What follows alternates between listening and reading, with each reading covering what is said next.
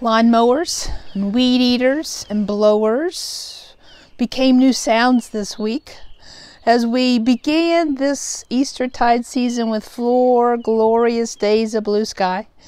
And now today the storms have returned. The fog has sunk in some parts of the county to less than a mile of visibility. And actually thunder and rain have come. I cannot talk today.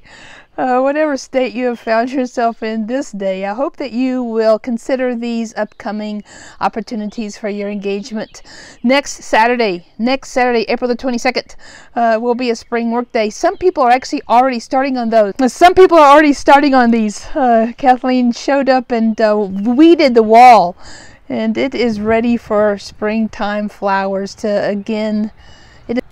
There are painting jobs, there are cleaning window jobs, there are putting up metal soffit jobs with my Jennings. So please find a way to join us on that day, either before or after it, as we attend to our building and grounds. Also, put on your calendar April the 30th, which is the following Sunday. Our worship time will be a time to be in community with one another.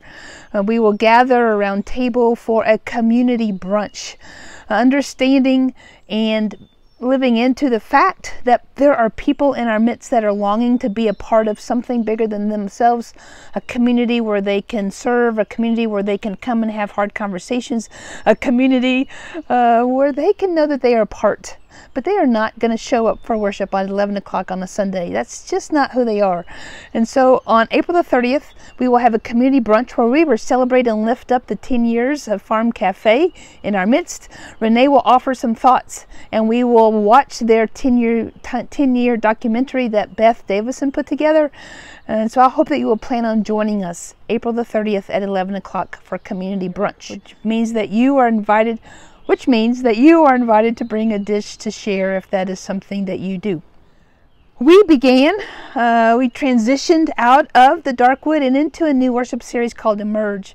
We will not leave the Darkwood behind. It is still there, because when we emerge out of grief and despair and fear and those other dark emotions, well, they're always there with us. And so for these next weeks of Eastertide, the great 50 days getting us to Pentecost, we will hold in tension what is emerging out of our grief and despair and fear as we look at what it means to unfurl, to come out, to uncrease our wings, to come out of those comfortable places, to open to the light. And we might feel like we're a mole with our eyes squinty as we've lived so long in the dark.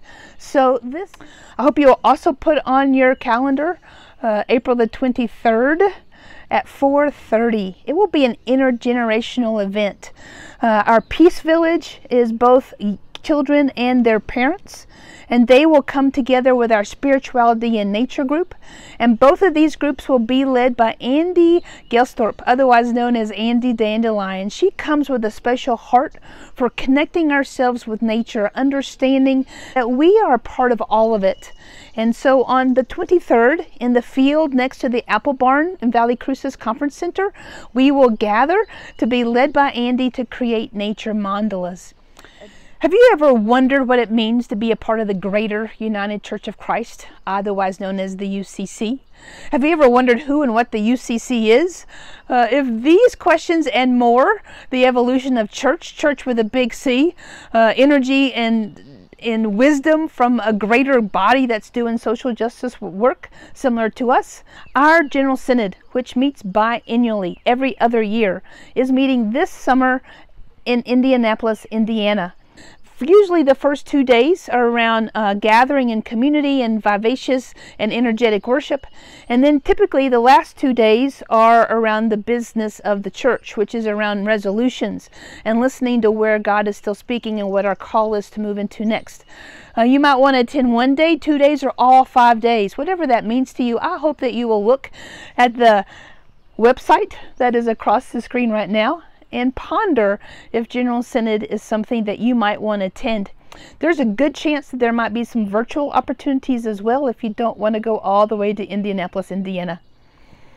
Until next week, the sun has just emerged from the clouds. I hope that the sun is emerging in your own life. See you then.